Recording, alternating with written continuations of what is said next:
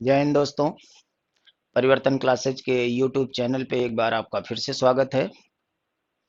हम लोग पॉलिटी के सीरीज को आगे बढ़ा रहे हैं और भारतीय संविधान में मौलिक अधिकार का टॉपिक आरंभ किए हैं। पिछले क्लास में हम लोगों ने अनुच्छेद 12 और 13 को देख लिया था। मौलिक अधिकारों का संरक्षण उच्चतम न्यायालय के द्वारा किस तरह से किया जाता है, अनुच्छेद 13 में इसका वर्णन हम लोगों ने देखा था और अनुच्छेद 12 में राज्य की परिभाषा दी गई है, क्योंकि मौलिक अधिकार राज्य के ही विरुद्ध प्रदान किए गए हैं। तो पिछले क्लास में इन दोनों अनुच्छेद पे हमारी बात हो चुकी है। आज से हम लोग जो 6 प्रकार के मौलिक अधिकार हैं उनको वन बाय वन करके समझेंगे। तो सारे लोग जल्दी से जुड़ जाइए और लाइव क्लास स्टार्ट हो गया है और हम लोग शुरू करते हैं मौलिक अधिकारों को। इसमें 6 प्रकार के मौलिक अधिकार हैं हमारे पास इस समय। तो पहला मौलिक अधिकार, जिसको समानता का मौलिक अधिकार कहा जाता है, तो आज के क्लास में हम लोग आरंभ करेंगे समानता के मौलिक अधिकार से। तो सारे लोग जल्दी से जुड़ जाइए और हम लोग आते हैं समानता के मौलिक अधिकार को आरंभ करते हैं। समानता का अधिकार, समानता का अधिकार और समानता का मौलिक अधिकार आप जानते हैं, अनुच्छेद 14 से लेकर 18 तक इसका वर्णन है। यानी कुल 5 अनुच्छेद हैं इसमें। तो हम लोग इसमें सबसे पहले अनुच्छेद 14 को देखेंगे, फिर अनुच्छेद 15, अनुच्छेद 16, अनुच्छेद 17 और अनुच्छेद 18। तो ये 5 अनुच्छेद हैं हमारे पास समानता के मौलिक अधिकार में। तो एक एक अनुच्छेद के डिस्क्रिप्शन को हम लोग देखते हुए चलेंगे। तो सारे लोग जल्दी से जुड़ जाइए और हम लोग टॉपिक को आगे बढ़ाते हैं। मोस्ट इंपॉर्टेंट टॉपिक होने वाला है ये आपका। मौलिक अधिकारों में जो 6 प्रकार बनाए गए, इसमें पहला जो मौलिक अधिकार दिया गया, समानता का अधिकार, राइट्स ऑफ इक्वलिटी। और ये सबसे प्रारंभिक और मौलिक अधिकार है, क्योंकि हमारे देश में भेदभाव का जो सबसे बड़ा आधार रहा है वो असमानता रही है। जाति के आधार पर भारत में लंबे समय से बड़ा भेदभाव रहा। आप जानते हैं कि ऋग वैदिक काल में सभी लोगों को समानता का दर्जा प्राप्त था, लेकिन उत्तर वैदिक काल से हमारे यहाँ जाति प्रथा संकीर्ण होती चली गई। जाति प्रथा का वर्णन तो ऋग्वैदिक काल में ही मिलता है। जो वर्ण व्यवस्था है वो ऋग्वैदिक काल से ही आरंभ हो गया था, लेकिन वहां पे वो कर्म आधारित था और उत्तर वैदिक काल में आके ये जन्म आधारित हो जाता है। तो उत्तर वैदिक काल से लेकर के पूरा प्राचीन काल, पूरा मध्य काल और पूरा ब्रिटिश काल में भारत में जाति के नाम पर भेदभाव होता रहा। हमारा समाज 2 वर्गों में बढ़ गया था, उच्च वर्ग और निम्न वर्ग में। और इस तरह से भेदभाव का आलम बहुत उच्च स्तर का हो गया था, जिसकी वजह से हमारे समाज में विद्वेष फैल गया था और बहुत सारे लोग अपना धर्म छोड़ के अन्य धर्मों को स्वीकार करना शुरू कर दिए थे। बौद्ध धर्म और जैन धर्म का जो विकास हुआ था ये जाति प्रथा के कारण हुआ था। भारत में जो निचली जातियां थी जिनके साथ भेदभाव होता था, वो लोग अपना धर्म परिवर्तन करके या तो बौद्धिस्ट हो गए या तो जैनिस्ट हो गए। तो जब हमारा संविधान बनने लगा तो पहला मूल मकसद यही था कि भारत में जो भेदभाव है, असमानता है हमारे समाज में, उसको समाप्त किया जाए। इसीलिए समानता के मौलिक अधिकार को सबसे पहले लाया गया। मौलिक अधिकारों में जो पहला मौलिक अधिकार प्रदान किया गया वो समानता का मौलिक अधिकार है, यानी राइट्स ऑफ इक्वलिटी है। तो समानता के मौलिक अधिकार में कितने प्रकार की समानताएं प्रदान की गई हैं, तो अलग अलग अनुच्छेदों में अलग अलग प्रकार के समानताओं की बात की गई है। तो सबसे पहले मूल स्वरूप देख लेते हैं कि किस अनुच्छेद में किस तरह की बातें की गई हैं और फिर एक एक अनुच्छेद को हम लोग समझते हुए चलेंगे। तो चलिए देख लेते हैं, पहले अनुच्छेद 14 को देखते हैं। तो अनुच्छेद 14 में विधि के समक्ष समानता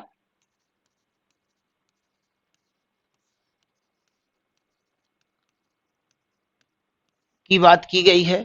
अनुच्छेद 15 की बात करें तो सामाजिक समानता की बात की गई है। सामाजिक समानता। अनुच्छेद 16 पे आ जाएंगे तो अवसर की समानता, अवसर की समानता की बात हुई है। अनुच्छेद 17 पे आएंगे तो अस्पृश्यता का अंत। अस्पृश्यता मतलब छुआछूत। और अनुच्छेद 18 पे आ जाएंगे तो उपाधियों का अंत, उपाधियों का अंत। तो ये हमारा मूल स्वरूप है संविधान में समानता के मौलिक अधिकार में। इसमें अलग अलग अनुच्छेदों में अलग अलग तरह की बातें की गई हैं।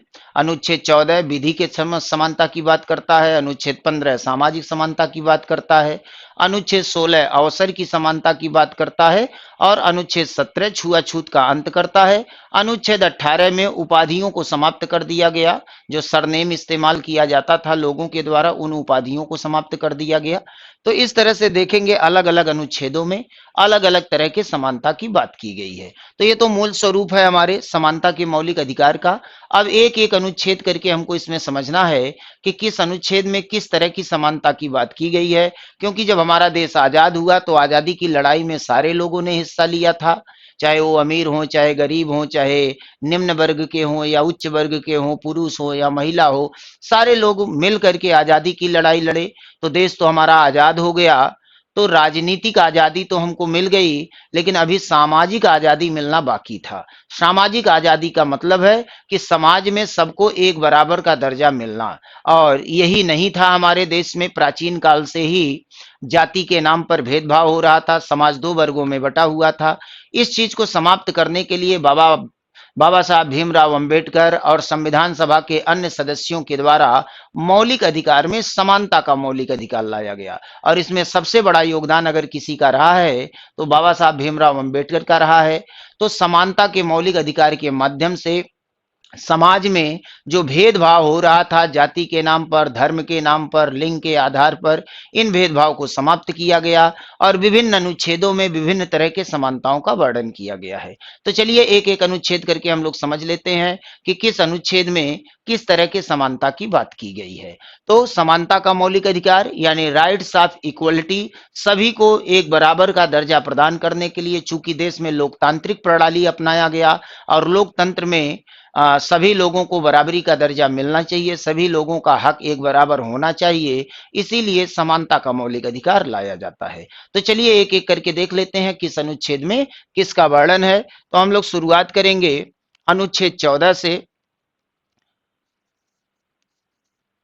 अनुच्छेद 14 की बात करें तो अनुच्छेद 14 में विधि के समक्ष समानता और विधि का समान संरक्षण, इन दो बातों का वर्णन किया गया है।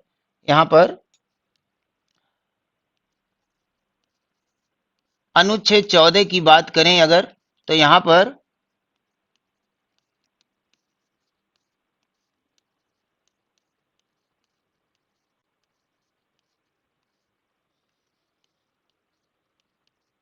विधि के समक्ष समानता और इसी के साथ जुड़ा हुआ है विधि का समान संरक्षण, समान संरक्षण। ये दो कॉन्सेप्ट इसमें जुड़े हुए हैं, विधि के समक्ष समानता और विधि का समान संरक्षण। विधि के समान के समक्ष समानता को कहा जाता है equality before law,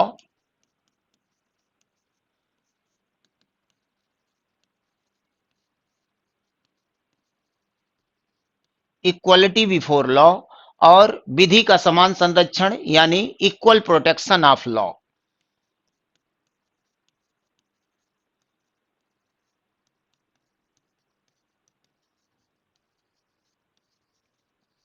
equal protection of law.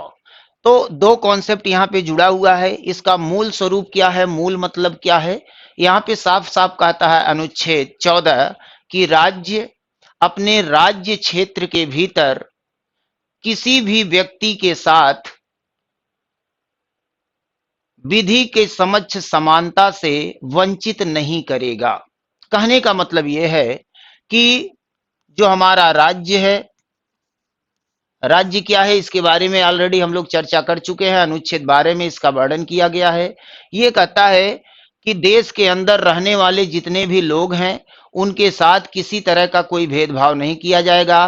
कानून के समक्ष सारे लोग समान होंगे। विधि का मतलब कानून है, तो विधि के समक्ष सारे लोग समान होंगे, यहाँ किसी के साथ कोई भेदभाव नहीं किया जाएगा। किसी भी व्यक्ति के साथ कोई भेदभाव नहीं किया जाएगा। अच्छा, यहाँ जो व्यक्ति शब्द का प्रयोग किया गया है, इस व्यक्ति में देश के नागरिक और अनागरिक दोनों शामिल हैं। क्वेश्चन पूछता है आपके एग्जाम में कि अनुच्छेद 14 का मौलिक अधिकार किसको प्रदान किया गया है? केवल भारतीयों को, या भारतीयों एवं विदेशियों दोनों को, या केवल विदेशियों को, या इनमें से किसी को नहीं? तो आपका आंसर क्या हो जाएगा? आपका आंसर होगा कि अनुच्छेद 14 का मौलिक अधिकार सभी लोगों को प्रदान किया गया है। यानी यह मौलिक अधिकार नागरिक, नागरिक और अनागरिक, अनागरिक का मतलब क्या हो गया? अनागरिक का मतलब विदेशी। ये मौलिक अधिकार सभी लोगों को प्रदान किया गया है। यानी भारत के अंदर जो लोग भी निवास कर रहे हैं, कानून उन पर समान रूप से लागू होगा, सभी लोग उसके सामने समान होंगे और सभी लोगों को समान रूप से संरक्षण प्रदान करेगा। अब एक एक कॉन्सेप्ट को हम लोग समझते हैं कि विधि के समक्ष समानता का मतलब क्या है और विधि का समान संरक्षण क्या है, इसको देख लेते हैं। ये आप ध्यान रखिएगा कि राज्य किसी भी व्यक्ति के साथ कोई भेदभाव नहीं करेगा विधि के आधार पर, और वो व्यक्ति चाहे कोई नागरिक हो चाहे विदेशी हो। अब प्रश्न बनता है विधि के समक्ष समानता और विधि का समान संरक्षण, इन दोनों के बीच का अंतर क्या है? तो इसको थोड़ा सा समझ लीजिएगा।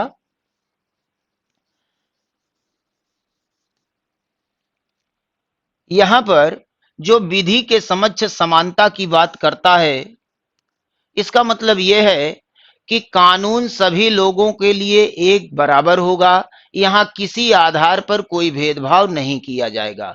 अगर कोई भी व्यक्ति कानून का उल्लंघन करेगा तो उसको समान रूप से दंडित किया जाएगा, और दंड देते समय उसकी जाति, उसका धर्म, उसका लिंग, उसका जन्म स्थान, उसका निवास नहीं देखा जाएगा।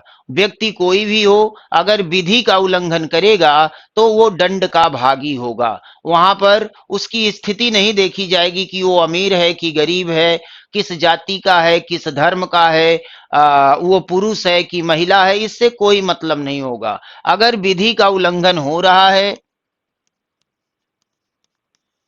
विधि का उल्लंघन हो रहा है, तो उसको दंड दिया जाएगा। यही है विधि के समक्ष समानता। यानी कानून के सामने सारे लोग समान हैं, यहाँ किसी भी आधार पर कोई भेदभाव नहीं होगा। ऐसा नहीं है कि एक ही तरह का अपराध करने पर हिंदू को सजा दूसरी होगी, मुस्लिम को सजा दूसरी होगी, पुरुष को सजा दूसरा होगा और महिला को सजा दूसरा होगा। ऐसा नहीं होगा। उच्च जातियों को दूसरी सजा मिलेगी, निम्न जातियों को दूसरी सजा मिलेगी, अमीरों को कम सजा मिलेगी, गरीबों को ज्यादा सजा मिलेगी। ऐसा नहीं होगा। अगर अपराध बराबर है तो सजा भी एक बराबर दिया जाएगा, वहां पर कोई भेदभाव नहीं किया जाएगा। यही है विधि के समक्ष समानता। यानी विधि का उल्लंघन करने पर दंड सभी लोगों को मिलेगा, चाहे वो अमीर हो या गरीब हो, स्त्री हो या पुरुष हो, हिंदू हो या मुसलमान हो, उच्च जाति का हो या निम्न जाति का हो, इस आधार पर कोई भेदभाव नहीं किया जाएगा।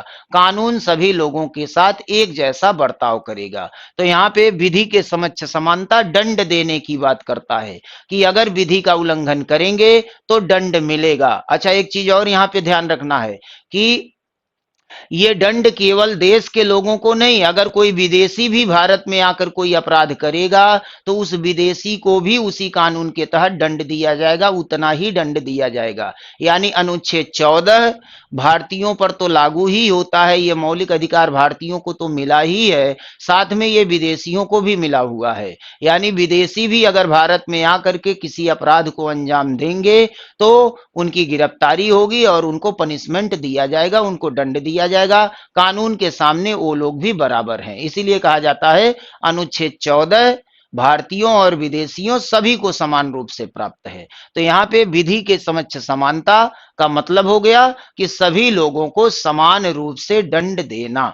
अगर कोई विधि का उल्लंघन करेगा तो समान रूप से दंड दिया जाएगा। अगर ये मौलिक अधिकार ना होता तो आप जरा सोचिए कि जो बड़े बड़े नेता हैं, बाहुबली हैं, हिस्ट्री सीटर्स हैं, उनको तो सजा ही नहीं हो पाती। जो अमीर लोग हैं उनको सजा ही नहीं हो पाती। लेकिन ऐसा नहीं है, चाहे गरीब हो चाहे अमीर हो, सबको एक बराबर सजा मिलेगी अगर वो अपराध करेंगे, कानून का उल्लंघन करेंगे। तो कानून के नजर में हर कोई बराबर है। वहां पर कोई भेदभाव, उनका पर्सनल लाइफ कैसा है उससे कोई मतलब नहीं है। कानून सबके लिए एक जैसा है। यही है विधि के समक्ष समानता। अब यहां से एक क्वेश्चन पूछता है, कि विधि के समक्ष समानता की अवधारणा किस देश के संविधान से लिया गया है? तो आपका आंसर क्या होगा? जल्दी से आंसर दीजिए, देखता हूं सही कौन बताता है। विधि के समक्ष समानता की अवधारणा को किस देश के संविधान से लिया गया है? तो आपका आंसर हो जाएगा कि विधि के समक्ष समानता ब्रिटेन के संविधान से लिया गया है। ब्रिटेन के संविधान से। आप जानते हैं कि एक कॉन्सेप्ट है जिसको कहा जाता है रूल ऑफ लॉ, विधि का शासन। विधि का शासन, विधि का शासन, रूल ऑफ लॉ जिसको कहा जाता है। तो ये कॉन्सेप्ट ब्रिटेन में विकसित हुआ था, प्रोफेसर डायसी ने ये कॉन्सेप्ट दिया था, और वहीं से ये प्रेरित है कि कानून के सामने हर कोई समान है। देश में किसी व्यक्ति का शासन नहीं होता है, बल्कि कानून का शासन होता है, कानून का राज होता है। अगर कानून का उल्लंघन कोई करेगा तो उसको समान रूप से दंड दिया जाएगा। तो ये तो बात हो गई विधि के समक्ष समानता की। अब आ जाते हैं विधि का समान संरक्षण, इसका दूसरा हिस्सा है। तो विधि का समान संरक्षण क्या कहता है? विधि का समान संरक्षण कहता है कि विधि का उल्लंघन करने पर दंड तो दिया जाएगा, लेकिन विधि केवल दंड ही नहीं देती है बल्कि सुरक्षा भी प्रदान करती है। कानून केवल दंड ही नहीं देती बल्कि कानून सुरक्षा भी प्रदान करती है। आपको कोई समस्या है, आप यूपी के हैं, उत्तर प्रदेश के हैं, 100 नंबर डायल करते हैं, अब तो 112 नंबर हो गया, 100 नंबर डायल करते हैं तो आपसे ये नहीं पूछा जाता आप किस जाति के हो, किस धर्म के हो, अमीर हो कि गरीब हो, महिला हो कि पुरुष हो, इससे कोई मतलब नहीं होता। बस आपसे पूछा जाएगा आपकी समस्या क्या है, आपको किस तरह के सुरक्षा की आवश्यकता है, और आप अपनी समस्या बताते हैं, 5 से 10 मिनट के अंदर पुलिस आपके पास पहुंच जाती है। यही है विधि का समान संरक्षण। यानी कानून सभी लोगों को समान रूप से सुरक्षा भी मुहैया कराएगा। जिसको भी सुरक्षा की आवश्यकता होगी, कानून समान रूप से सबको संरक्षण देगा, प्रोटेक्शन देगा, सुरक्षा मुहैया कराएगा। यही है विधि का समान संरक्षण। तो ये दोनों कॉन्सेप्ट एक दूसरे से जुड़े हुए हैं, एक ही सिक्के के दो पहलू हैं। विधि के समक्ष समानता, कानून तोड़ेंगे तो सजा मिलेगी, और विधि का समान संरक्षण यानी कानून आपको सपोर्ट भी करेगा, आपको सुरक्षा भी देगा। तो ये दूसरा वाला जो कॉन्सेप्ट है, यहां से भी क्वेश्चन बनता है कि विधि का समान संरक्षण किस देश के संविधान से लिया गया है? तो आपका आंसर क्या हो जाएगा? जल्दी से आप लोग आंसर बताइए कि विधि का समान संरक्षण किस देश के संविधान से लिया गया है? ये अवधारणा, ये कॉन्सेप्ट कहां से लिया गया है? तो आपका आंसर क्या हो जाएगा? आंसर हो जाएगा अमेरिका के संविधान से। अमेरिका के संविधान से।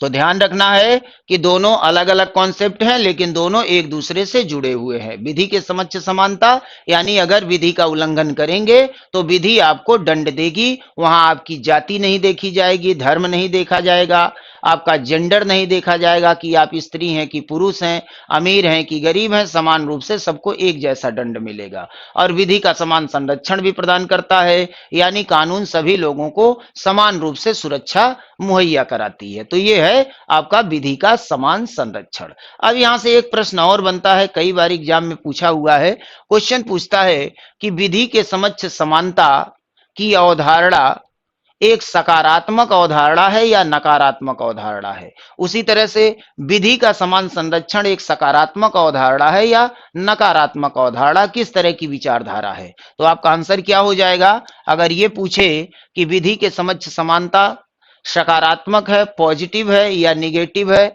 और विधि का समान संरक्षण पॉजिटिव है या निगेटिव है, तो आपका आंसर क्या हो जाएगा? विधि के समक्ष समानता की अगर बात करेंगे तो विधि के समक्ष समानता की जो अवधारणा है, यह एक नकारात्मक अवधारणा है, नकारात्मक विचारधारा है। नकारात्मक विचारधारा, ठीक है। और अगर विधि का समान संरक्षण की बात करेंगे तो यह एक सकारात्मक विचारधारा है। सकारात्मक विचारधारा। अब प्रश्न ये बनता है कि ये सकारात्मक और नकारात्मक विचारधारा का मतलब क्या है? किसको हम सकारात्मक विचारधारा कहते हैं और किसको नकारात्मक विचारधारा कहते हैं? तो नकारात्मक विचारधारा का मतलब होता है कि जो दंड देने की बात करता हो, जो फोर्स करता हो किसी चीज के लिए, वो निगेटिविटी के तरफ ले जाता है। तो विधि के समक्ष समानता में क्या कि अगर विधि का उल्लंघन करेंगे तो फिर आपको दंड मिलेगा, इसीलिए इसको एक नकारात्मक विचारधारा कहा जाता है। और विधि का समान संरक्षण तो ये दंड देने की बात नहीं करता बल्कि सुरक्षा देने की बात करता है, इसीलिए यह एक सकारात्मक विचारधारा है। तो बात क्लियर हो गई होगी कि कौन सा नकारात्मक विचारधारा है और कौन सा सकारात्मक विचारधारा है। तो इस तरह से देखेंगे कि अनुच्छेद 14 विधि के समक्ष समानता और विधि का समान संरक्षण, ये दो सिद्धांतों को जोड़ करके ये रखा गया है और अनुच्छेद 14 में इसका वर्णन किया गया है। तो ये हो गया आपका अनुच्छेद 14, कानून के सामने हर कोई समान है, यहां पर कोई भेदभाव नहीं किया जाएगा। व्यक्तिगत स्टेटस से कोई मतलब नहीं होगा कि किसी का व्यक्तिगत स्टेटस किस तरह का है। तो बात क्लियर हो गई होगी। लेकिन अभी यहीं पर यह समाप्त नहीं होता, एक क्वेश्चन और बनेगा यहां से। एक क्वेश्चन पूछता है कि विधि के समक्ष समानता की अवधारणा को उच्चतम न्यायालय के द्वारा संविधान का मूल ढांचा कब घोषित किया गया? मूल ढांचा बहुत महत्वपूर्ण क्वेश्चन है। मूल ढांचा, अब ये मूल ढांचा क्या है इसके डिस्क्रिप्शन में तो मैं अभी नहीं जाऊंगा क्योंकि उसकी बहुत लंबा खिंच जाएगा। बस इतना जान लीजिए कि एक केस हुआ था जिसको केशवानंद भारती केस के नाम से जाना जाता है 1973 में, और उसका जब निर्णय आया तो उस निर्णय में एक नया सिद्धांत दिया सुप्रीम कोर्ट ने, और सुप्रीम कोर्ट ने कहा कि भारत की संसद पूरे संविधान में कहीं भी संशोधन कर सकती है। संसद को यह अधिकार है कि वह अनुच्छेद 368 का इस्तेमाल करते हुए पूरे संविधान में कहीं भी संशोधन कर सकती है, यह उनका अधिकार है। किंतु किंतु एक नई चीज जोड़ दिया सुप्रीम कोर्ट ने, उसने कहा कि संविधान में संशोधन तो कर सकती है संसद, लेकिन संविधान को बदल नहीं सकती, फिर से रिकंस्ट्रक्शन नहीं कर सकती, फिर से संविधान का निर्माण नहीं कर सकती। यानी जो मूलभूत स्वरूप है संविधान का, उस मूलभूत स्वरूप को नहीं बदला जा सकता, केवल संशोधन किया जा सकता, मूलभूत स्वरूप को नहीं बदला जा सकता। और यही मूलभूत जो स्वरूप है इसी को मूल ढांचा कहा जाता है। तो सरकार ने पूछा, उस समय इंदिरा गांधी की सरकार थी, तो सरकार ने पूछा तो संविधान का मूलभूत ढांचा है क्या जिसमें संसद संशोधन नहीं कर सकती? तो सुप्रीम कोर्ट ने कहा अभी नहीं बताएंगे, समय समय पर हम इसको बताते रहेंगे कि मूलभूत ढांचे के अंतर्गत क्या क्या आएगा। और उसी समय से लेके आ गया 2024, तो विभिन्न निर्णयों में सर्वोच्च न्यायालय के द्वारा बहुत सारी चीजों को मूलभूत ढांचा घोषित किया जा चुका है। और जिसको भी उच्चतम न्यायालय ने मूलभूत ढांचा घोषित कर दिया, हमारी संसद उसमें संशोधन नहीं कर सकती, उसको बदल नहीं सकती। इसी को कहा जाता है मूलभूत ढांचा। तो क्वेश्चन पूछता है कि अनुच्छेद 14 में जो विधि के समक्ष समानता का मौलिक अधिकार दिया गया है, इसको मूलभूत ढांचा कब घोषित किया गया था? तो इसको घोषित किया गया है 1980 में। ध्यान रखिएगा, 1980 में एक केस हुआ था जिसको मिनर्वा मिल्स का मामला कहा जाता है। इसी मिनर्वा मिल्स के मामले में उच्चतम न्यायालय ने विधि के समक्ष समानता के मौलिक अधिकार को मूलभूत ढांचा घोषित कर दिया है और इसमें संशोधन अब नहीं किया जा सकता। तो बहुत सारी चीजों को मूलभूत ढांचा घोषित किया जा चुका है, जैसे पंथ निरपेक्षता। India is a secular nation, Bharat एक पंथ निरपेक्ष राष्ट्र है, इसीलिए सरकार किसी की भी आ जाए, लेकिन भारत को हिंदू राष्ट्र या मुस्लिम राष्ट्र इस तरह का धर्म प्रधान राष्ट्र घोषित नहीं किया जा सकता। उच्चतम न्यायालय ने पंथ निरपेक्षता को मूलभूत ढांचा घोषित कर दिया था। एसआर बॉम्बई के मामले में उच्चतम न्यायालय ने इसे मूलभूत ढांचा घोषित कर दिया है। तो जो कुछ भी मूलभूत ढांचे के अंतर्गत आ गया, उसमें संसद भी संशोधन नहीं कर सकती। तो बात समझ में आ गई होगी कि अनुच्छेद 14 को मूलभूत ढांचा कब घोषित किया गया? तो 1980 में मिनर्वा मिल्स के मामले में इसे मूलभूत ढांचा घोषित कर दिया गया। तो बात क्लियर हो गई अनुच्छेद 14 में क्या है। लेकिन अभी कुछ और चीजें बची हुई हैं 14 में समझने के लिए। क्या बचा हुआ है? अनुच्छेद 14 का था कि विधि के समक्ष हर कोई समान है। भारतीय राज्य क्षेत्र के अंतर्गत किसी व्यक्ति के साथ कोई भेदभाव नहीं किया जाएगा। विधि यानी कानून कोई भेदभाव नहीं करेगा। किंतु कुछ लोग इसके अपवाद हैं। कुछ लोग अनुच्छेद 14 के दायरे में नहीं आते। अब अनुच्छेद 14 के दायरे में कौन नहीं आता, क्या अपवाद है, अब उसको हम लोग समझते हैं। तो इसका अगर स्क्रीनशॉट लेना चाहें आप लोग तो ले सकते हैं। उसके बाद हम बताते हैं कि अनुच्छेद 14 के दायरे में कौन कौन लोग नहीं आते, यानी भारत का कानून उन पे लागू नहीं होता। अनुच्छेद 14 उन पे लागू ही नहीं होता। तो कौन कौन लोग हैं उसको समझते हैं। चलिए देख लेते हैं अनुच्छेद 14 के जो अपवाद हैं। अनुच्छेद 14 का अपवाद। अनुच्छेद 14 का अपवाद, इसमें कुछ लोग हैं जो अनुच्छेद 14 के दायरे में नहीं आते। जैसे भारत का राष्ट्रपति। भारत का राष्ट्रपति, तो भारत के राष्ट्रपति को अनुच्छेद 361 में कुछ विशेषाधिकार प्राप्त है। और इस विशेषाधिकार के तहत भारत का राष्ट्रपति जब तक अपने पद पर है, अगर राष्ट्रपति के द्वारा किसी विधि का उल्लंघन भी कर दिया जाता है तो राष्ट्रपति को ना तो गिरफ्तार किया जा सकता है और ना ही उन्हें सजा दी जा सकती है।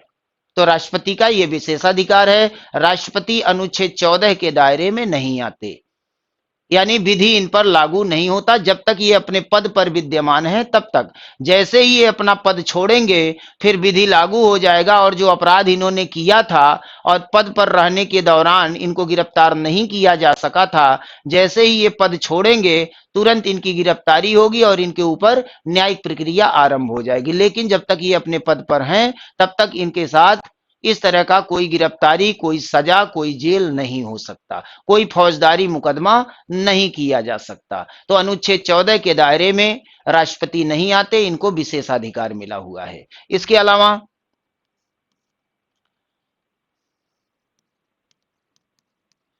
संसद सदस्य, जिनको हम एमपी बोलते हैं, और साथ में विधानसभा सदस्य, विधानसभा सदस्य जिनको हम एमएलए बोलते हैं, इनको भी कुछ विशेषाधिकार मिला हुआ है अनुच्छेद 105 के तहत। और ये विशेषाधिकार कहता है कि इन पर अनुच्छेद 14 लागू नहीं होगा और ये लोग अपने कार्यों के लिए जिम्मेदार नहीं होंगे। जिस पद पर ये लोग विद्यमान हैं उस पद के कृत्यों का निर्वहन करते समय अगर किसी विधि का उल्लंघन होता है तो उसके लिए ये लोग जिम्मेदार नहीं होंगे। तो संसद सदस्य और विधानसभा सदस्यों पर भी अनुच्छेद 14 लागू नहीं होता है। तो ये विशेषाधिकारों के तहत इनको छूट मिली हुई है। इसके अलावा विदेशी संप्रभु, विदेशी संप्रभु यानी विदेशी शासक। अगर कोई विदेशी शासक भारत में आया हुआ है और जाने अनजाने में उसके द्वारा किसी विधि का उल्लंघन हो जाए तो भारतीय कानून के तहत उनकी गिरफ्तारी और उनको सजा नहीं होगी। इनको भी इससे छूट दी गई है, उन्मुक्तियां प्रदान की गई हैं। जैसे एग्जाम्पल के रूप में मान लीजिए कि अमेरिका के राष्ट्रपति जो बाइडन आए हुए हैं और उन्होंने इच्छा व्यक्त किया कि आज हम खुद ही बाइक ड्राइव करेंगे हिंदुस्तान में, और वो बाइक ड्राइव करने लगे और हेलमेट लगाना भूल गए, तो विधि का उल्लंघन तो हो गया। बिना हेलमेट का आप गाड़ी नहीं चला सकते, मोटरयान अधिनियम का उल्लंघन है, चालान कटना चाहिए। तो क्या भारत की पुलिस जो बाइडन का चालान काटेगी? बिल्कुल नहीं। इनको विशेषाधिकार मिला हुआ है, ये इनको छूट मिला हुआ है अनुच्छेद 14 से। यानी विदेशी संप्रभु, विदेशी शासक अगर भारत में मेहमान के रूप में आए हैं और जाने अनजाने में उनके द्वारा किसी विधि का उल्लंघन हो जाता है तो उनके ऊपर भारत का कानून लागू नहीं होता, यानी इनको भी यहाँ पे छूट मिली हुई है। इसके अलावा विदेशी संप्रभु, हाँ सॉरी, इसके अलावा विदेशी राजदूत, एम्बेसडर। आप जानते हैं कि हर देश के राजदूत हर देश में नियुक्त किए जाते हैं जिनके साथ अच्छे संबंध होते हैं, जिन देशों के साथ विदेश नीति के तहत। तो अगर किसी देश का राजदूत भारत में है और भारत के किसी कानून का उल्लंघन कर दे, तो भारत की पुलिस उनको गिरफ्तार नहीं कर सकती, उनके ऊपर अनुच्छेद 14 लागू नहीं होता, और ये अंतर्राष्ट्रीय कानून के तहत चलता है। विदेशी राजदूत भारत में जहां निवास करता है, जिस बिल्डिंग में निवास करता है, एग्जाम्पल के रूप में मान लीजिए अमेरिका का राजदूत दिल्ली के किसी बिल्डिंग में निवास कर रहा है, तो ये पूरी बिल्डिंग ही अमेरिका की मानी जाती है, पूरी बिल्डिंग ही अमेरिका की मानी जाती है, भारत का कानून इस बिल्डिंग में लागू नहीं होता। यानी अगर कोई अपराधी अपराध करके इस बिल्डिंग में प्रवेश कर जाए, तो भारत की पुलिस यहां तक तो जाएगी लेकिन एंट्री नहीं कर सकती। एंट्री तभी कर सकती है जब यहां निवास करने वाला अमेरिकन राजदूत इनको परमिशन दे दे, तभी ये एंट्री करके उस अपराधी को गिरफ्तार करके जेल में डाल सकते हैं। यानी अंतरराष्ट्रीय कानून के तहत ये पूरी बिल्डिंग ही अमेरिका की है जो दिल्ली में स्थित है, जिसमें अमेरिकन राजदूत निवास कर रहा है। इसी तरह से भारत का राजदूत जो अमेरिका में होगा, वाशिंगटन डीसी में होगा, वहां पर जिस बिल्डिंग में वो निवास कर रहा है वो बिल्डिंग ही इंडिया की है, और अमेरिका की पुलिस उसमें एंट्री नहीं कर सकती, अमेरिका का कानून उस बिल्डिंग पे लागू नहीं होता।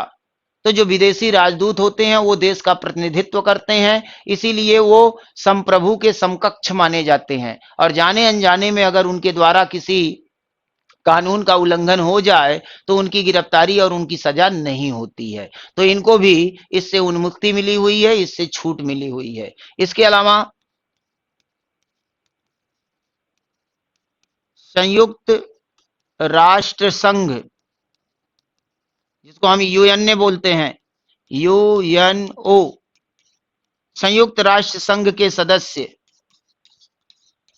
अगर यूएनओ के मेंबर भारत में आए हुए हैं किसी भी जांच पड़ताल के लिए, किसी कार्य के लिए, और जाने अनजाने में इनके द्वारा किसी भारतीय कानून का उल्लंघन हो जाता है, तो भी इनको अनुच्छेद 14 से छूट मिली हुई है, इनकी गिरफ्तारी नहीं होगी, इनको सजा नहीं होगी।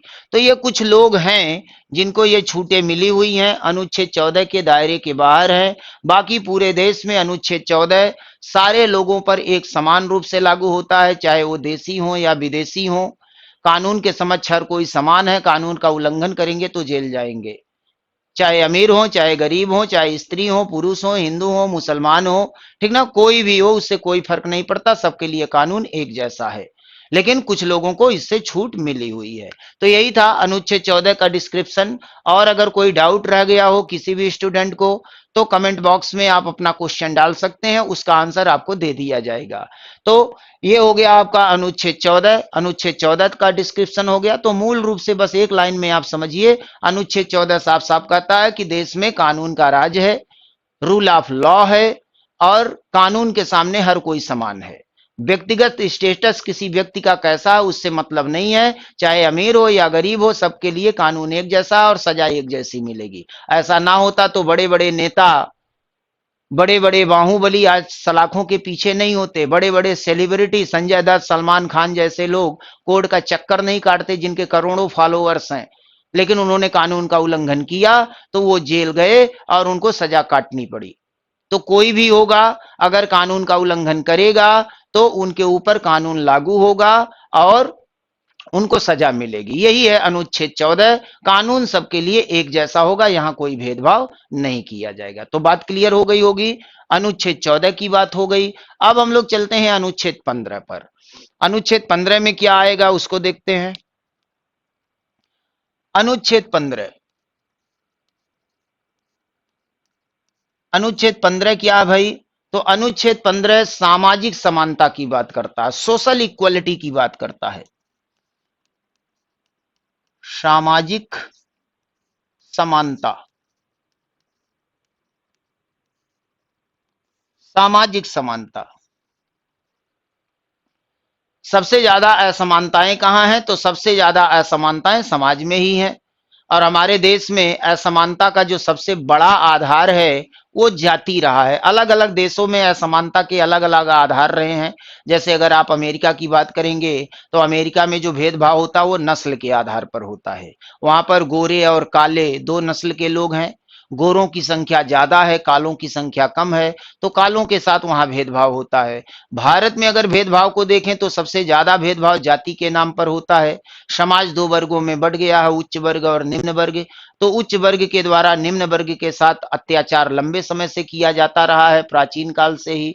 पूरा प्राचीन काल, पूरा मध्यकाल, पूरा ब्रिटिश काल में जो निम्न जाति के लोग रहे हैं वो भेदभाव के शिकार रहे हैं। तो इस भेदभाव को समाप्त करने के लिए अनुच्छेद 15 लाया गया।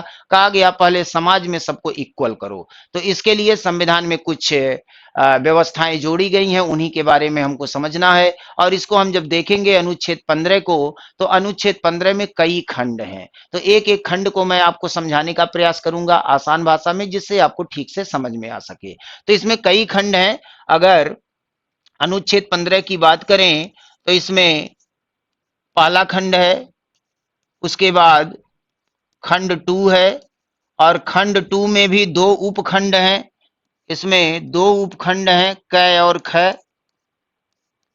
क और ख है। उसके बाद इसका खंड 3 है। ये तीन खंड ऐसे हैं जो हमारे मूल संविधान में वर्णित थे। ये तीन खंडों का वर्णन हमारे मूल संविधान में था। लेकिन उसके बाद चौथा खंड, पांचवा खंड और छठवां खंड, ये जो तीनों खंड जोड़े गए, ये बाद में जोड़े गए हैं। और इनके माध्यम से आरक्षण का प्राविधान किया गया है। इनके माध्यम से क्या किया गया? इनके माध्यम से आरक्षण का प्राविधान किया गया है। आरक्षण क्या है, अब उसके बारे में आगे हम लोग समझेंगे। आरक्षण, तो आरक्षण का जो प्राविधान है वो उसका चौथा खंड, पांचवा खंड और छठवें खंड में हम लोग देखेंगे कि आरक्षण के मामले में क्या क्या दिया गया है, क्या है, अब इसको समझेंगे। तो पहले इन खंडों को हम लोग समझ लेते हैं, फिर आरक्षण पे आ जाएंगे। आप जानते हैं आरक्षण एक राजनीतिक मामला है और इस पे लोग बात करने से भी बचते हैं। तो आरक्षण क्या है, इसका कहां से आरंभ हुआ, इसके लिए एक लंबा डिस्कशन हम लोग करेंगे। एक अलग से क्लास में आरक्षण पे ही हम लोग एक क्लास लेंगे और देखेंगे कि आरक्षण का जन्म कहां से होता है, भारत में आरक्षण का विकास कैसे कैसे हुआ, और फिर आगे चल के आरक्षण के आधार पे भारत में राजनीति कैसे शुरू हो गई और आज भी ये राजनीति चल रही है। तो सबसे पहले हम लोग अनुच्छेद 15 को समझ लेते हैं और देखते हैं कि सामाजिक समानता में क्या क्या बातें रखी गई हैं और किस तरह से समानता की बात की गई है, जिसमें पहला खंड, दूसरा खंड और तीसरा खंड आता है। तो यहां पर अगर हम पहले खंड की बात करें तो पहले खंड में यही बताया गया है कि राज्य अपने नागरिकों के साथ किसी तरह का कोई भेदभाव नहीं करेगा। तो राज्य के द्वारा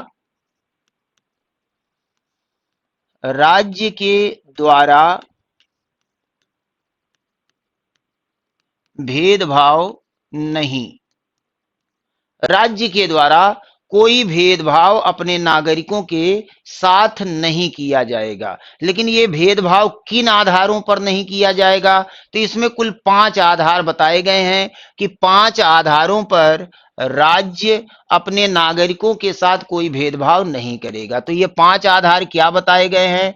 इसमें पहला आधार बताया गया है जाति। जाति, उसके बाद धर्म, जाति, धर्म, मूल वंश, मूल वंश, जन्म स्थान और लिंग के आधार पर कोई भेदभाव नहीं किया जाएगा। तो ये 5 आधार बताए गए हैं कि राज्य अपने नागरिकों के साथ केवल जाति, धर्म, मूल वंश, जन्म स्थान और लिंग के आधार पर कोई भेदभाव नहीं करेगा। यानी राज्य के नजर में सारे लोग एक बराबर होंगे, उनके साथ किसी भी आधार पर कोई भेदभाव नहीं किया जाएगा। ये तो पहला खंड इसका कहता है, जिससे सबको इक्वल किया जा सके, समाज में सबको एक बराबर किया जा सके, इसीलिए इस खंड को जोड़ा गया है। तो ये तो राज्य के लिए है।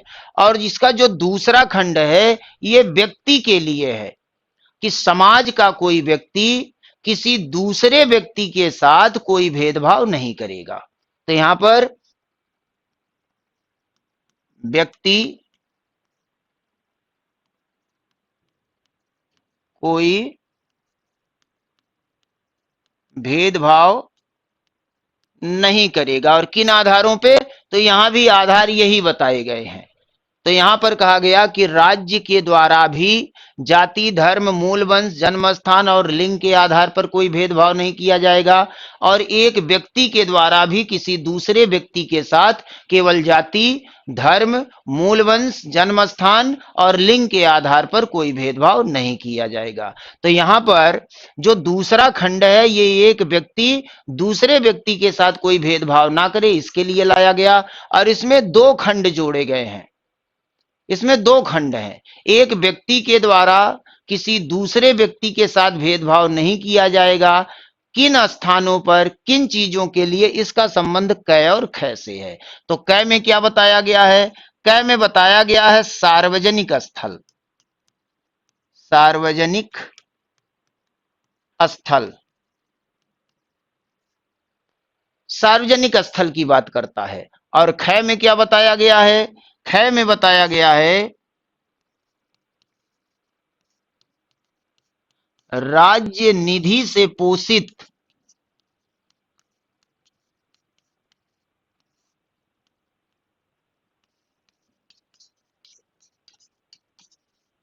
सार्वजनिक स्थल।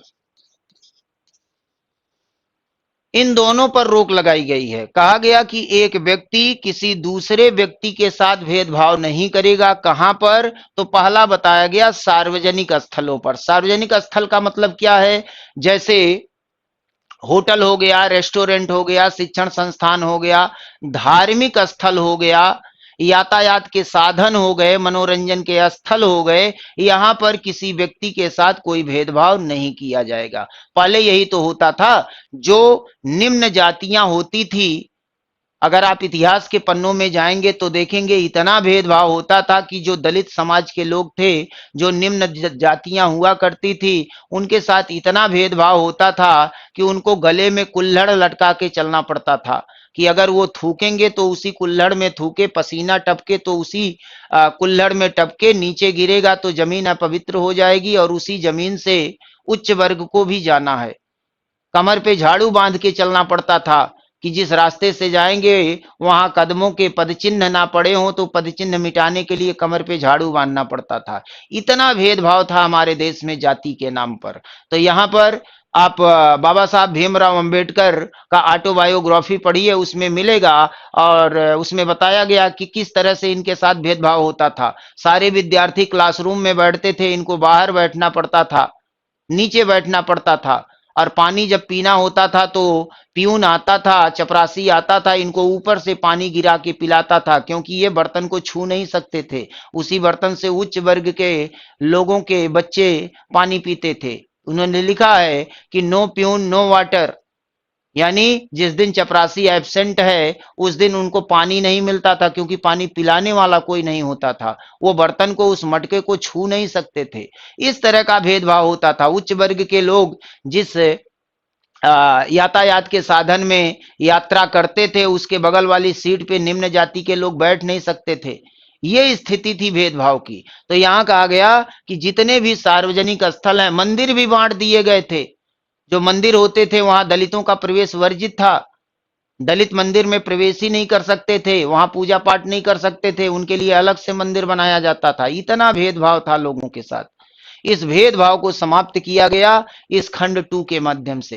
कहा गया एक व्यक्ति किसी दूसरे व्यक्ति के साथ इन आधारों पर भेदभाव नहीं करेगा। सार्वजनिक दुकान हो, होटल हो, रेस्टोरेंट हो, यातायात के साधन हो, धार्मिक स्थल हो, शिक्षण संस्थान हो, यहाँ पर कुआं हो, तालाब हो, तो यहाँ पर कोई भेदभाव किसी के साथ नहीं किया जाएगा। अगर कोई भेदभाव करेगा तो उसके ऊपर कठोर कानूनी कार्रवाई की जाएगी।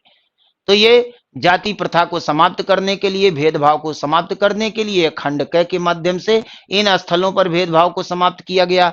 दूसरा ख में कह रहा कि राज्य निधि से पोषित सार्वजनिक स्थल। तो जो सरकार के नियंत्रण में सार्वजनिक स्थल हैं, वहां भी प्रवेश और प्रयोग में कोई भेदभाव नहीं किया जाएगा। जैसे सरकार के नियंत्रण के सार्वजनिक स्थल जैसे एयरपोर्ट है, रेलवे प्लेटफॉर्म है, रोडवेज है, या कोई ऐतिहासिक इमारत है, वहां भी किसी के साथ भेदभाव नहीं किया जाएगा। अब मान लीजिए कोई उच्च वर्ग का व्यक्ति जा रहा है तो उसको ताजमहल देखने की छूट है, और निम्न जाति का जा रहा है तो ताजमहल देखने की छूट नहीं है।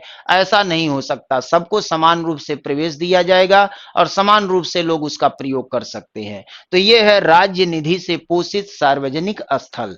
तो यहाँ पर खंड 2 में एक व्यक्ति के द्वारा दूसरे व्यक्ति के साथ कोई भेदभाव नहीं होगा, इसका वर्णन इसके पहले और दूसरे खंड के माध्यम से कर दिया गया।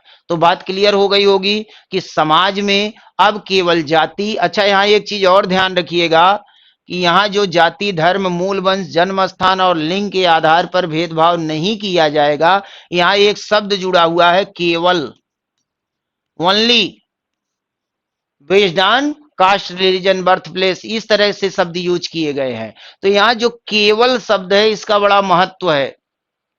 केवल का मतलब ये हो गया कि ये जो 5 आधार बताए गए हैं, जाति, धर्म, मूल वंश, जन्म स्थान और लिंग के आधार पर भेदभाव नहीं किया जाएगा, यानी केवल इन 5 आधारों पे भेदभाव नहीं होगा। इसके अलावा अन्य आधारों पे भेदभाव हो सकता है, ध्यान रखिएगा इस बात का। केवल शब्द का बहुत महत्व है यहाँ पर। केवल इन 5 आधारों पर भेदभाव नहीं किया जाएगा, जाति के नाम पर, धर्म के नाम पर, मूल वंश के नाम पर, जन्म स्थान के आधार पर और लिंग के आधार पर भेदभाव नहीं होगा। बाकी आधारों पे वर्गीकरण हो सकता है। तो यहाँ पर इसके पहले और दूसरे खंड के माध्यम से इसको स्पष्ट कर दिया गया कि राज्य भी कोई भेदभाव नहीं करेगा और व्यक्ति के द्वारा भी कोई भेदभाव नहीं किया जाएगा, चाहे वो सार्वजनिक स्थल हो, चाहे वो राज्य निधि से पोषित सार्वजनिक स्थल हो, उसमें प्रवेश और उसके उपयोग से वंचित नहीं किया जा सकता। तो बात क्लियर हो गई होगी। यहां तक तो अनुच्छेद 15 के मूल कॉन्सेप्ट को दर्शाता है, लेकिन इसका जो तीसरा खंड है, तीसरा खंड क्या कहता है? तीसरा खंड कहता है कि राज्य महिलाओं और बच्चों के संबंध में कुछ विशेष प्रबंध कर सकती है। राज्य राज्य महिलाओं और बच्चों के संबंध में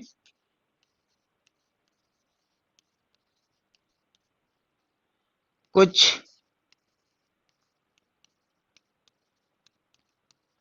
विशेष प्रबंध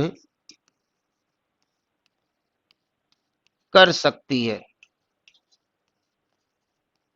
अब देखिए, एक तरफ कह रहा है कि लिंग के आधार पर कोई भेदभाव नहीं किया जाएगा, चाहे स्त्री हो चाहे पुरुष हो, सब कोई बराबर होगा। लेकिन हकीकत में देखा जाए तो आज भी हमारा समाज पुरुष प्रधान समाज है और महिलाओं को वो स्थान अभी नहीं प्राप्त हो पाया है जो उनको मिलना चाहिए। पुरुषों के बराबर का दर्जा उनको नहीं मिल पाया है। इसीलिए तीसरे खंड में ये विशेष व्यवस्था दे दी गई है कि महिलाओं की स्थिति को सुधारने के लिए अगर सरकार कुछ विशेष व्यवस्था बना रही है, कोई योजना परियोजना बना रही है, तो वह अनुच्छेद 15 का उल्लंघन नहीं माना जाएगा। अब मान लीजिए महिला सशक्तिकरण के नाम पर सरकार कोई योजना बनाए, तो पुरुष अनुच्छेद 15 के आधार पे कोर्ट नहीं जा सकते कि हमारे मौलिक अधिकार का उल्लंघन हो रहा है। जब लिंग के आधार पे समानता की बात की जा रही है, तो महिलाओं के लिए योजना बन रही है तो पुरुषों के लिए क्यों नहीं? ये तो भेदभाव है। ऐसा हो सकता था, इसीलिए इस तीसरे खंड को इसमें रखा गया है कि राज्य महिलाओं और बच्चों के संबंध में कुछ विशेष व्यवस्था कर सकती है और यह अनुच्छेद 15 का उल्लंघन नहीं माना जाएगा। तो प्रथम दृष्टिया तो ऐसा लग रहा है कि यह तो उल्लंघन कर रहा है। जब स्त्री पुरुष बराबर हैं तो स्त्रियों के लिए विशेष व्यवस्था क्यों दी जा रही है? तो यह व्यवस्था इसीलिए दी जा रही है क्योंकि उनकी स्थिति खराब है। महिला सशक्तिकरण की आवश्यकता है, पुरुषों के बराबर उनकी स्थिति अभी नहीं है। उनको लंबे समय से घर के चारदीवारी के अंदर कैद कर दिया गया था। मनुष्य के पुरुषों के भोग विलास का साधन बना दिया गया था, प्राचीन काल में भी, मध्यकाल में भी, ब्रिटिश काल में भी। उनको शिक्षा के अधिकार से वंचित कर दिया गया था, उनको धर्म के अधिकार से वंचित कर दिया गया था। तो उनकी स्थिति दबी कुचली है अभी भी समाज में। तो उनको ऊपर उठाने के लिए महिला सशक्तिकरण के नाम पे सरकारी योजनाएं बना सकती हैं, और पुरुष इस आधार पे क्लेम नहीं कर सकते कि अनुच्छेद 15 का उल्लंघन हो रहा है, क्योंकि लिंग के आधार पे समानता का मौलिक अधिकार प्राप्त है। तो जो अधिकार महिलाओं को है वो अधिकार पुरुषों को भी मिलना चाहिए। तो महिला सशक्तिकरण के नाम पे अगर सरकार कोई कार्य करती है तो अनुच्छेद 15 का जो तीसरा खंड है उसको प्रोटेक्शन देगा, और वह अनुच्छेद 15 का उल्लंघन नहीं माना जाएगा। तो बात क्लियर हो गई होगी। ये तो इतना लिखा हुआ था हमारे मूल संविधान में, जो 1950 में लागू किया गया। लेकिन इसके बाद कुछ समस्याएं शुरू हो गई, और उन समस्याओं के कारण आरक्षण की परंपरा आरंभ हुई। आरक्षण प्रदान किया जाने लगा, और आरक्षण का जो वर्णन किया गया, ये वर्णन किया गया है इसके खंड 4, खंड 5 और खंड 6 में। खंड 4, खंड 5 और खंड 6 में आरक्षण का प्राविधान किया गया है। इसमें चौथे खंड में एससी, एसटी और ओबीसी के आरक्षण की बात की गई है। जो इसका 5वां खंड है, इस 5वें खंड में बताया गया है कि जो शिक्षण संस्थान है उसमें भी आरक्षण दिया जाएगा। जो प्राइवेट शिक्षण संस्थान है, निजी शिक्षण संस्थान है, प्राइवेट स्कूल है, वहां भी आरक्षण दिया जाएगा। तो यहां निजी शिक्षण संस्थानों में आरक्षण का प्राविधान किया गया है। और जो 6वां खंड है यह भी हाल ही में जोड़ा गया है। 103वां संविधान संशोधन 103वां संविधान संशोधन 2019 के माध्यम से जनरल वर्ग को आरक्षण दे दिया गया ईडब्ल्यूएस के नाम पर। आप जानते हैं ईडब्ल्यूएस, इकोनॉमिकल वीकर सेक्शन को 10% का आरक्षण दिया गया है। ईडब्ल्यूएस को 10% का आरक्षण दिया गया है। तो ये अभी हाल ही में जुड़ा है 2019 में 103वां संविधान संशोधन करके। तो ये आरक्षण वाला जो मामला है ये अनुच्छेद 15 से संबंधित है। तो आरक्षण एक बहुत ही गंभीर और व्यापक मामला है। तो हमको नहीं लग रहा है कि इस क्लास में हम लोग आरक्षण को कवर कर पाएंगे। तो हम लोग नेक्स्ट क्लास में आरक्षण के मूलभूत सिद्धांत को समझते हुए और इसका जो ऐतिहासिक बैकग्राउंड रहा है उसको समझते हुए, कहां से आरक्षण शुरू हुआ, ब्रिटिश काल में आरक्षण कैसे दिया गया, और जब भारत का संविधान लागू हुआ तो आरक्षण का प्राविधान संविधान में कहां कहां किया गया, किन किन क्षेत्रों में किया गया, इन सारे मुद्दों को समझते हुए अनुच्छेद 15 में आरक्षण का क्या प्राविधान किया गया है, इसको हम लोग नेक्स्ट क्लास में बेहतर तरीके से समझेंगे। क्योंकि आज का क्लास काफी लंबा हो जाएगा, लगभग 1 घंटे का क्लास होने वाला है। तो नेक्स्ट क्लास में पहले हम लोग आरक्षण का पूरा प्राविधान पढ़ेंगे, उसके बाद फिर हम लोग अनुच्छेद 16, 17 और 18 को समझेंगे आरक्षण को समझते हुए। क्योंकि वर्तमान समय में भी आरक्षण पे तमाम तरह के मामले आ रहे हैं। अभी पिछले महीने में कुछ चेंजिंग किया गया है सुप्रीम कोर्ट के द्वारा, और जो एससी एसटी वर्ग का कोटा है, आरक्षण का जो कोटा है, उस कोटे में सब सेक्शन बनाने को परमिशन मिल गया है। राज्य सरकारों को कोटे में कोटा देने का प्राविधान, ये अधिकार राज्य सरकारों को प्राप्त हो गया है। तो इस पे भी बवाल मचा था, और एससी एसटी वर्ग के लोगों ने भारत बंद का आह्वान किया था। तो इन सब मामलों को समझते हुए और इस पे जितने भी सुप्रीम कोर्ट के निर्णय आए हैं आरक्षण पर, उन सारे मुद्दों को समझते हुए हम लोग आगे बढ़ेंगे। तो आज का क्लास हम लोग यहीं पे पूरा करते हैं, और नेक्स्ट क्लास में हम लोग यहीं से आरंभ करेंगे, आरक्षण का प्राविधान पढ़ेंगे। अनुच्छेद 15 में आरक्षण क्या प्राविधान क्या क्या है, अनुच्छेद 16 में आरक्षण का क्या क्या प्राविधान है, इसको समझते हुए फिर हम लोग नेक्स्ट आर्टिकल पर अगले अनुच्छेदों पे चलेंगे। तो आज का क्लास हम लोग यहीं पे पूरा करते हैं। और हर बार की तरह आप लोगों से बस एक ही अपील है कि जो लोग चैनल पे नए हैं वो लोग चैनल को सब्सक्राइब करें, वीडियो को लाइक करें, शेयर करें, अन्य लोगों तक पहुंचाएं। और इसी नोट के साथ आज का क्लास हम लोग कंप्लीट करते हैं। जय हिंद, वंदे मातरम।